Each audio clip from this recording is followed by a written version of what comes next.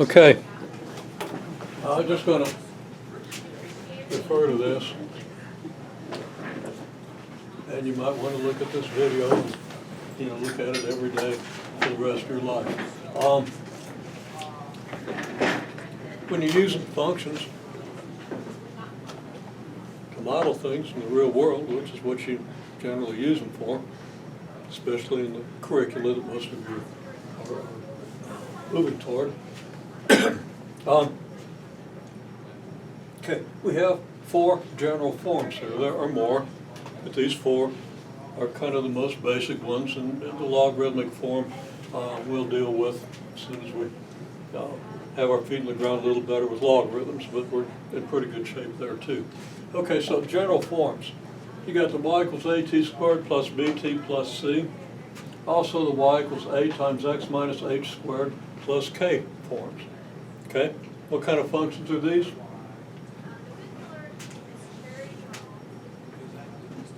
Starts with a Q.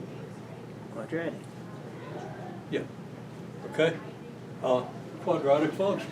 2 different forms of the quadratic function. This one gives you the vertex, which is hk, and the vertical stretch, which is a. So this is kind of the handier form in many cases because it tells you almost immediately how to do a stretch and 2 transformations and get the graph. This one is the general form, and usually when we have 3 data points, we can fit 3 data points to a quadratic as long as the x values are different, or the t values, whichever it is. Notice I used x here and I used t here. Your independent variable will often be x or t, so I kind of use them interchangeably. This is what we use for the flow model and many other models to get 3 simultaneous equations and 3 unknowns. You can do the same thing here, but the way we solve the equations actually tends to work out more easily with this form than it does with this one, although it'll work either way. Okay? Then we have ax to the p, and a times b to the x. What's the difference between this one and this one?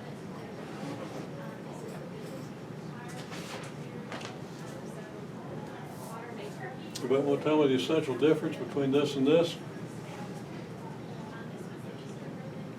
I'll give you a hint. It's where x is. Where's x in this one, and where's x in this one? In the exponent. X is your exponent here, it's your base here. Okay? Now this one has a fixed base. This one has a variable base, that's x. Okay? Y equals mx plus b, or ax plus by equals 1, that's a linear function. And you had homework due today, and some stuff with linear functions as well as some other stuff. Your basic functions, well, there are the 5 original basic functions. And note that 1 over x squared can be written x to the negative 2, 1 over x is x to the negative 1, right? And this function, either of these functions, comes just by stretching and shifting your y equals x squared function, your basic quadratic function, your basic power 2 function. Okay? This fits, well, it fits this function, it fits this function, it fits this function, and of course it fits this one, right? It's a vertical stretch of x to the p. Okay? So you have vertical stretches of x squared, or x cubed. P would be 2, p would be 3. P is the power. Or for this one, p would be negative 2. For this one, p would be negative 1. Okay? So I've written that out. And then you have your linear functions. Okay? Which are just a vertical stretch and a shift of the y equals x function, which is kind of another basic function. It's so simple that I didn't start out with it. Okay? So, there you have your scheme. If you have 3 data points, you could fit a quadratic to it. Now, if you have 3 data points, there are things that you can do with this one, and this one, but they only need 2. Because you only have 2 parameters. You need 3 data points here because you got to find A, B, and C. Or alternatively, A, H, and K. Now you know how to convert between these forms. Y'all were good at that when we had the midterm and the major quiz. So, I think you're pretty comfortable with that, or if you need to review a little bit, you should. But people are pretty good with these forms, okay? Your parameters then for this one are A and P. So what you did for homework, you take 2 points, you plug them into this form, and you solve the 2 simultaneous equations that you get.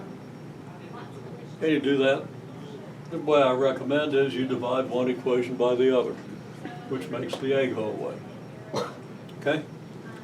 You can do the same thing for this one. You've got 2 points, you get 2 equations. You've only got 2 parameters.